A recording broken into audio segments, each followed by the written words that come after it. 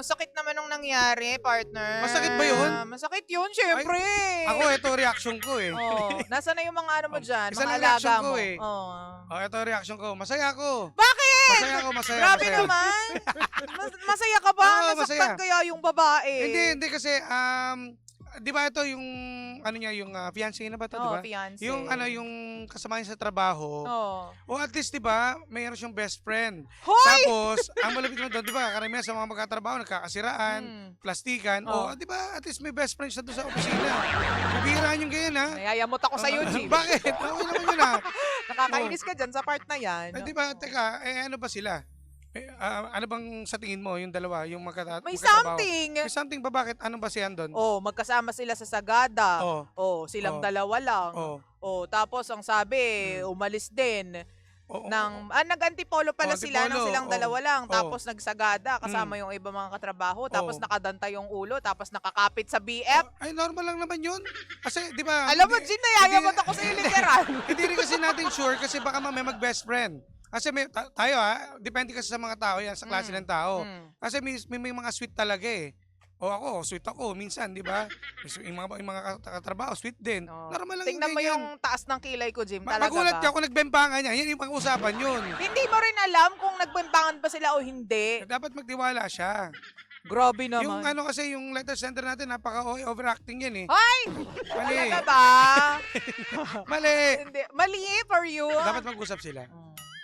Alam mo ako, naiinis ako, nalulungkot ako para dun sa babae. Kasi tama naman yung mga sinabi niya na kung kanino ka nagtiwala, parang yun pa yung babasag dun sa puso mo. Teka, ano ba yung basihan niya? Nakita niya ba personal o nakita niya lang sa mga Facebook post? Nakita niya nga yung mga videos na Dahil- talagang nakadantay. Ikaw ba, dadantay ka ba sa babae or papabayaan mo ba yung babae na dumantay sa'yo kung wala naman kayong... Kasi baka, teka, dapat number one dyan, yung letter center natin, di ba nag-react? Tsaka sinusundot, hinahatid. O, nag-react na, di ba nag-react yung itong babae, yung ano niya? Oo. Ngayon, yung letter sender natin di ba may asawa yung may... Pamilyado rin yung babae. Eh di sana nag-react din yung lalaki, nag-react pa yung lalaki. Hindi, malay mo, hindi naman niya alam. Tingin ko hindi nag-react yun.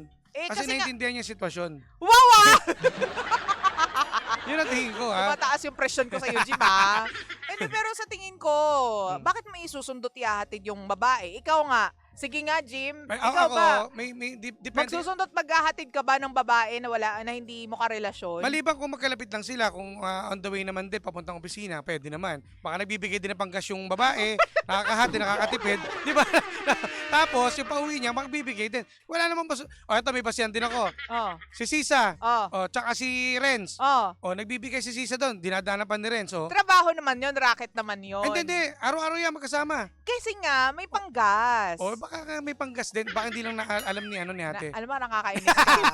Tapos ang sinasabi, may mga may nag-splok sa kanya na meron ngang something. Alam mo, minsan kasi talaga nakakasira din yung mga naninira. No? Bakit ba ayaw mo pa kasi sabihin, Ano? Jim, na sa pagkakataon na to, nakakayamot yung lalaki dahil feeling mo, meron talagang something. Baka sa tingin, kayo mga babae nakakalam yan. Pero mas maganda dyan para sure ball talaga, 100% na makakampante ka. Mag-usap kayo. At di ba may prueba? Di ba may evidence? May evidence. Evidence May ba? evidence. Evidence. Pakita mo ngayon. Tapos tingin mo sa kanya kung anong reaction.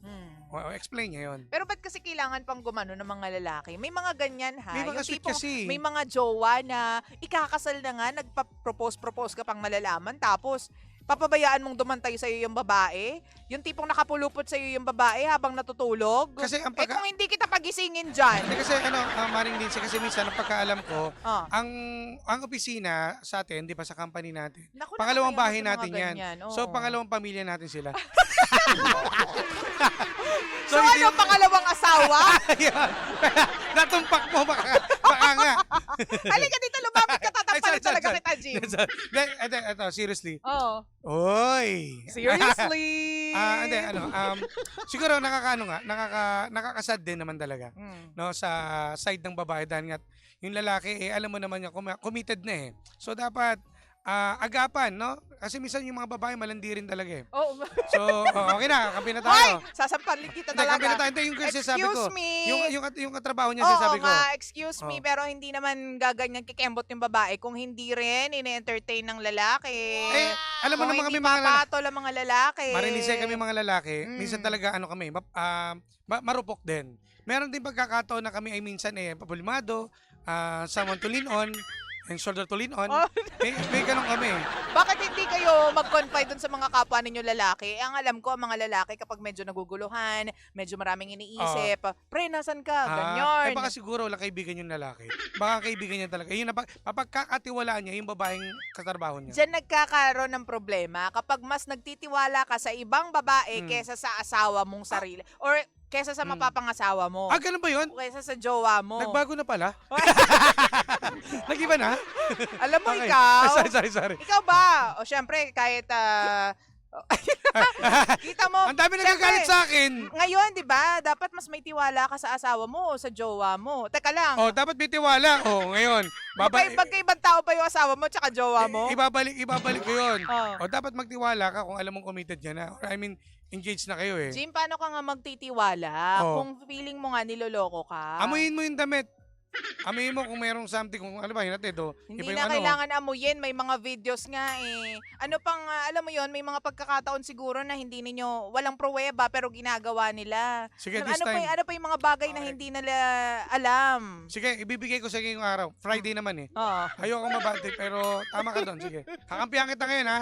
Naiintindihan Sa ko naman. Monday. Kasi meron na kasi may evidence eh. May evidence ba? Wala tayong magagawa dyan. Yun ang Sa hirap. pakikita- Kasi pwede talagang pagsimulan talaga ng awayan dahil nga sa Oo. video niyan na talagang kayong dalawa yung nakita. Kung ikaw, halimbawa yung jowa mo, Oo. nakadantay yung ulo doon sa ibang lalaki, Oo. tapos nakapulupot pa habang natutulog doon sa lalaki, sa tingin mo, Teka, paano ba? May video ba may nakika sila? video nga. Patingin nga. Hindi sinend sa akin. Wala silang sa'yo eh. Pag nakapulupo, o ano man, nakadantay, Oo. hindi, nakaano yung ulo sa shoulder, Oh. maano ka pa, matatanggap ka pa. Pero kung Talaga? hindi ako siloso eh. Oo. Wow, Gusto mo pag ano ka pa silang dalawa eh. Ano? Suntukin din talaga. Hindi, ano lang, hindi ako siloso. Depende pa rin sa klase ng lalaki yan. Kung talagang may tiwala ka sa girl, pagkakatiwala mo siya. Nako, sa Yun lang akin yan, yun. away yan. World War 3 yan. Gawin din siya kasi talagang napakasiloso niyan. Talaga. Naintindihan ko naman yan. Aminado ko kaya, sinasabi ko sa inyo, tigil-tigilan niyo yung mga ano dyan. Meron well, speaking of sundot hatid talaga. O hinahatid lang after office. Yung pinakamasakit Yung mga dyan ganon. eh. Yung Masakit to sa yun? sinusundot hatid. Pero kung hinahatid lang, hindi sinusundo. I mean, hindi pwede. kasi doon din yung way. Hindi ka pwedeng magsundot Nakisabay. hatid ng ibang babae. Nakisabay, Hindi pwede. nagbigay ng 500 pang gas, ambag, ikaw rin makikikinabang dyan kasi pag umalis kayo. 500 lang? Ay, 1,000. Pwede. Tigil-tigilan nyo ako At saka syempre, kung ganun-ganun lang, Mm-mm. imposibleng hindi maamoy ng babae Yeah. kung ano talagang... Hindi, pero sa seryosong bagay lang ha.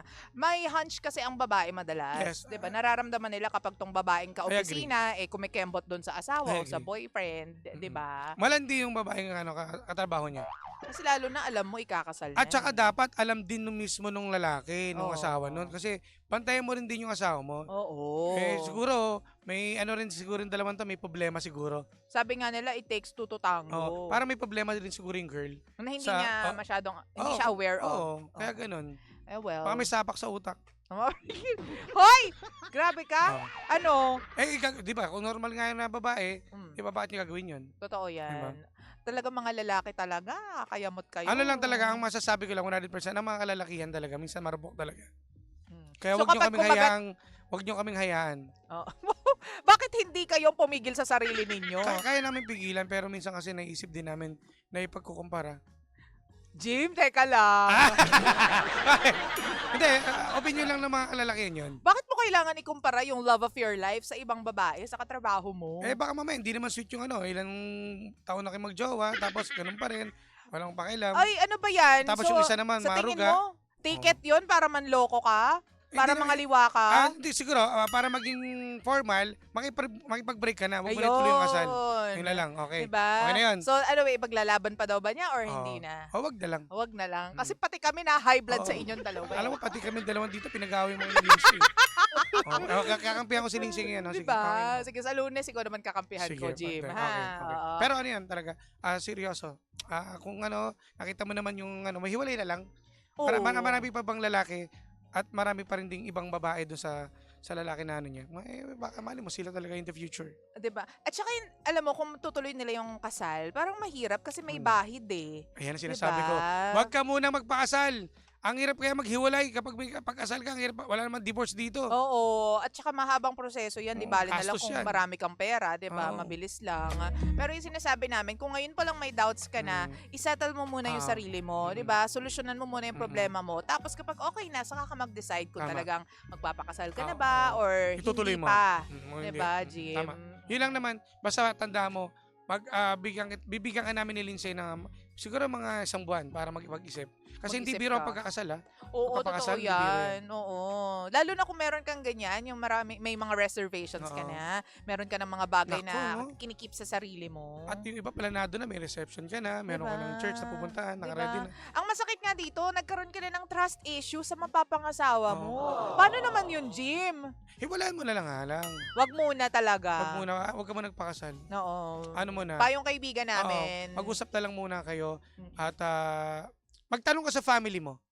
Humingi ka ng advice. Oo. Kasi kung kami nagbibigay sa ng advice, mas may laman yung sa side mo, Pamilya. yung pamilya mo. Oo. Kasi sila makakaalam yan. Totoo yan. At makakasagot. Totoo naman yan. Huwag ka na saan mo padala, doon ka na sa kabila.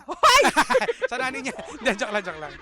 Yun lang. Sasampalin kita, Jim eh. Anyway, so isa lahat po ng mga gustong mag-send din ng stories nila. Naku, open na open po ang aming line. Pwede po kayong mag-send din ng stories ninyo sa Energy FM 1067. Yun nga lang Yes. ngayon, Jim, ha? Wala, may problema tayo ngayon. Oo. So, sa lahat po ng mga susundo. Oy, bakit? Hindi! Ato ka naman magkahatid. Hindi! Ano yun? Sa mga gusto pong sumunod sa amin, Yan. syempre pwede nyo po kaming makita. Ngayong araw na to, dyan po tayo sa High Space Pangga. Mm. That's HI space PANGGA. Alam mo, nagagalit na rin sa atin siguro si Facebook no? Oo. Kasi dinown niya lahat. Mga Facebook page, dinadown yun. Hindi makapag-live kami, Bakit? Hindi ko alam. Naku, sinasabi ko sa inyo. Mamaya pa naman may pasabog yung baklitas. Abangan nyo, abangan nyo. Mamaya may Oo. bisita to. May Nako! special guest na naman ang Oo. baklitas. Ay, kilala to ng lahat. Kilala to. May bukas, pa. Bro. Yan, bro. Bro, bakit? Ay, Yan. grabe. Ayan, alam mo na, kilala nyo na yan. ha? Oo. Abangan nyo. At syempre naman, don't forget to follow us on our social media accounts. Hanapin nyo lang po ako, Lindsay1067 on Facebook. At sa akin pa, DJ Jimbo. Syempre naman, tayo pa rin po ang number 1, 06.7 Energy FM. Pangga, huwag sabihin radyo. Sabihin mo, Energy! Happy weekend, partner. Happy weekend po sa inyong lahat.